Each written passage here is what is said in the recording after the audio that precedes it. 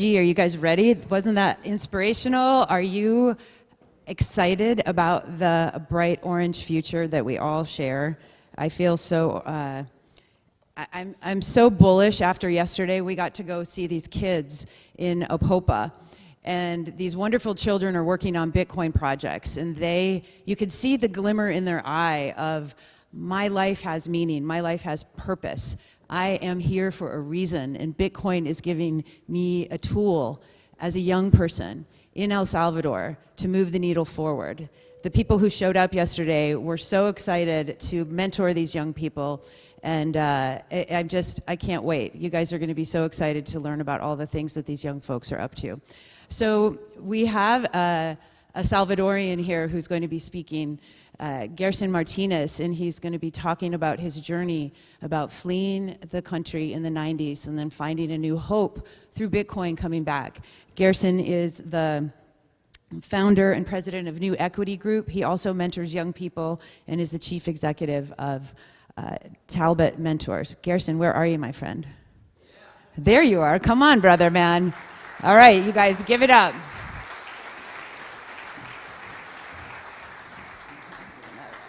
Aloha.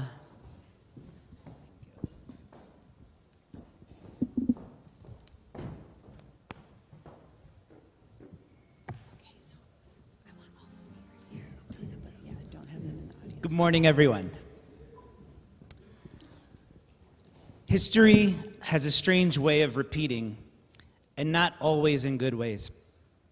Sometimes it repeats because we didn't know enough about past mistakes, and other times it repeats because we do know these mistakes and yet learn nothing from them.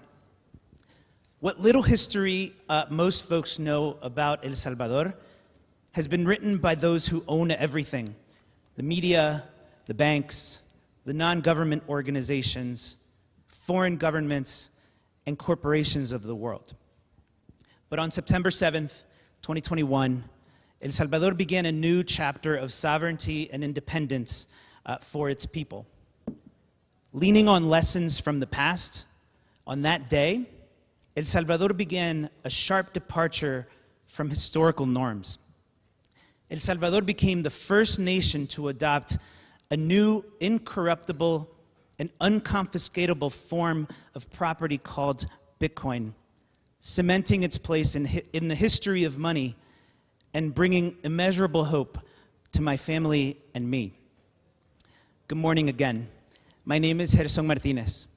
I live in the United States, but I'm the son of proud Salvadorans from Sonsonate and Cojutepeque. My maternal ancestors were coffee cultivators from the town of Huayua in Sonsonate. For generations, they owned the small plot of land that they cultivated coffee from. That is, until the late 1800s, when land ownership in El Salvador started consolidating into the hands of a few wealthy and politically powerful families. The land grab of the late 1800s left families like mine without the property that they previously owned and their coffee-based livelihoods at the mercy of new, ruthless employers rather than their customers. This wealth transfer led to a buildup of social unrest. People became poor, desperate, and angry. Indigenous workers began revolting against those that they saw as their oppressors. The government clamped down in order to protect the oligarchy of the time. And in 1932, my maternal grandfather, a 15-year-old at the time, witnessed the massacre of about 20,000 people in his hometown of Huayua. It became known as La Matanza. The subsequent decades of economic repression led to my family's inability to build or maintain wealth over generations. Once self-sufficient communities of indigenous people were turned into an indentured servant class, exploited for their labor, robbed of their natural bounty, and forced to leave their towns and villages to find work in San Salvador and abroad. It's as if someone said to them, "You'll own nothing and you will be happy." It should be no surprise then that in the 1950s, my parents were born into abject poverty. My mom had 7 siblings and remembers a diet of watered-down oatmeal and a pair of scrambled eggs split between all 8 children for breakfast. Families often had to choose which of their children would go to school to learn to read and which would stay at home and go to work to help put food on the table. Often it was the elder siblings who worked and the younger siblings who got a chance at a formal education. In 1972, my grandfather left his 8 children to work at a deli in Harlem, New York, so that he could send money back home to his wife and children. To add insult to injury, in 1979, civil war broke out in El Salvador. Once again, poor people with no way of sustaining their livelihoods sought to overthrow what they poor people who had no way of sustaining their livelihoods sought to overthrow what they saw as the elites who owned everything. Young people, and men in particular, had an awful choice to make when they walked out of their front door every day. They either joined the military forces or they joined the guerrilla forces fighting to overthrow the government of the time. If you didn't pick a side, you were at the mercy of what others might suspect of you. In 1992, my wife's grandfather, a farmer, got a knock on his front door in the early hours of a normal workday. He was escorted away from his house and murdered within earshot of his children due to a suspicion of his allegiance to one side of the conflict. He was simply a father caught in a civil war in which he had no stake. This combination of poverty and violence led a whole generation of young Salvadorans to flee their country to seek safety in the land up north. Ironically, they fled to the country that was bankrolling one side of the war they were escaping. Let me be clear. This exodus wasn't out of ambition or greed. It was out of desperation and survival. They became El Salvador's most precious export. It's honorable, hardworking, but desperate people. Out of this exodus came the first generation of Salvadoran Americans like me. As I was growing up in the 1980s and 90s, El Salvador was made infamous in American mainstream media for its poverty, its political corruption, and for its reputation as a country now controlled by gangs. Google searches of El Salvador yielded nothing but images of MS-13 gang members, press stories of illegals coming to take American jobs, endless political corruption scandals, and the ever-present poverty. This was what my neighbors, my classmates, my American community thought of us. What I didn't realize as a child was that the men and women like my parents, those unbelievably brave people who left everything behind to give us the chance to do more than just survive, those people are precisely what President Bukele says they are. They're El Salvador's greatest resource. It's people.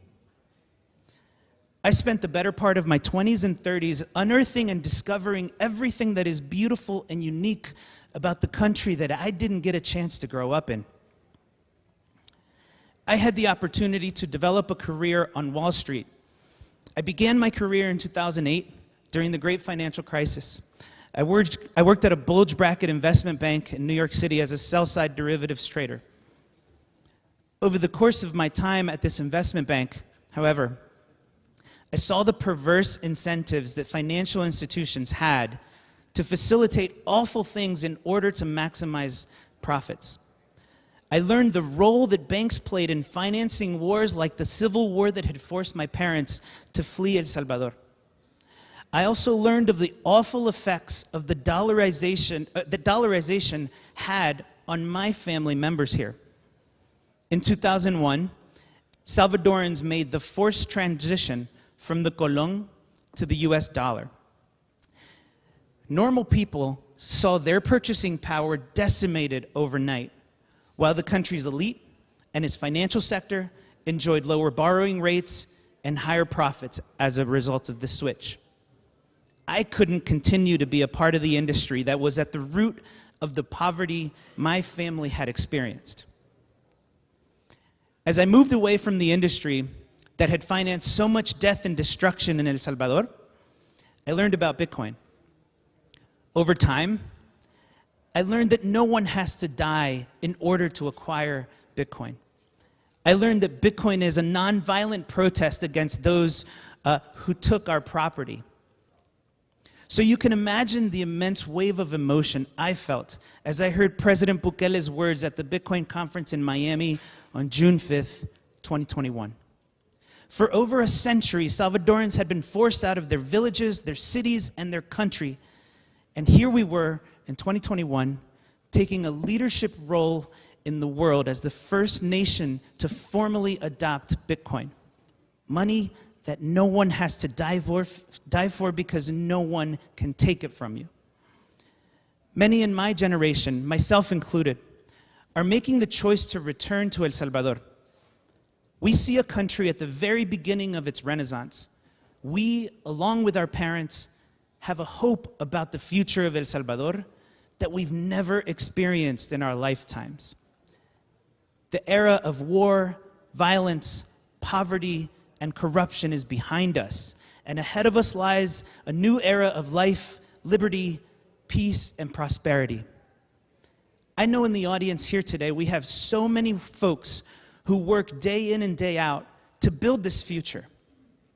Some of you are known publicly, and many of you work tirelessly behind the scenes without any expectation of any recognition. Well, right now, I want to recognize you. I also want to thank every entrepreneur, every remote worker, every surfer, every tourist who has brought with them the skills and resources that are contributing to El Salvador's economic renaissance. But most of all, I want to thank the people of El Salvador. Thank you for leading by example and for showing the world that Bitcoin is hope. Welcome to El Salvador. This is Bitcoin country. There is no second best.